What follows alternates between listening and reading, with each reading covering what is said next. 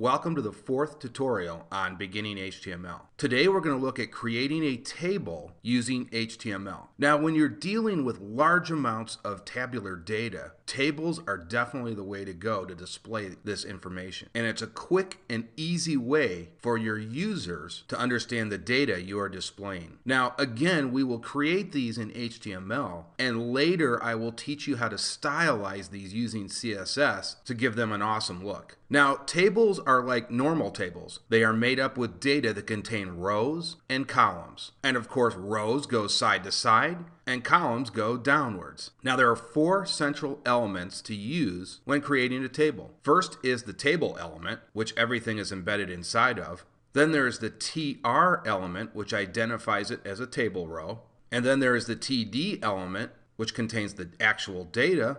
And furthermore, the TH element identifies it as a column. So let's go through all of these right now. Okay, so first we will create the table element, and we identify this as a table with a closing and ending table tag. And let's set up the column first. So we will use a TR element tag.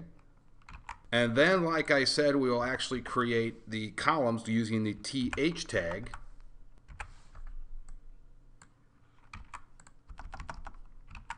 And we're going to call this the planets. And let's make two more columns. We'll have another one called the oceans. And we will create another column called the deserts.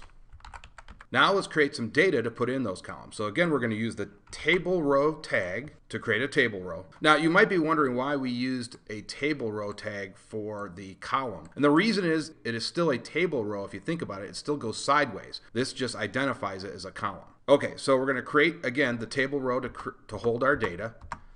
And we're going to use the TD tag now to hold our data. And the first piece of data we will store is called Earth. That is obviously a planet, and we will close that. And so this table data space will correspond with this first column. It goes in a top-down order. So again, this data will correspond with this column. It is the first position within these TR elements. That's how it lines up. So just keep that in mind.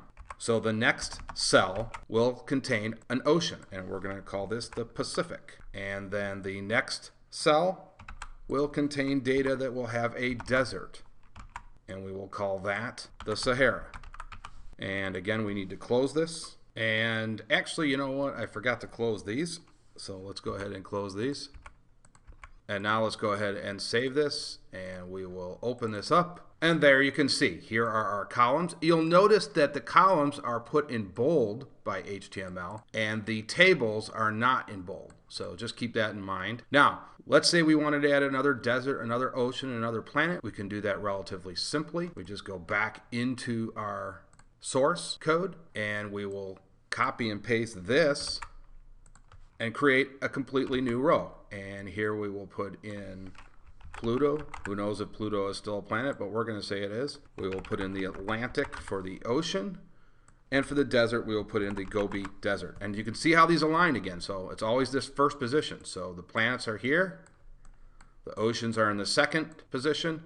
And the deserts in the third position. Okay, let's go ahead and save this now.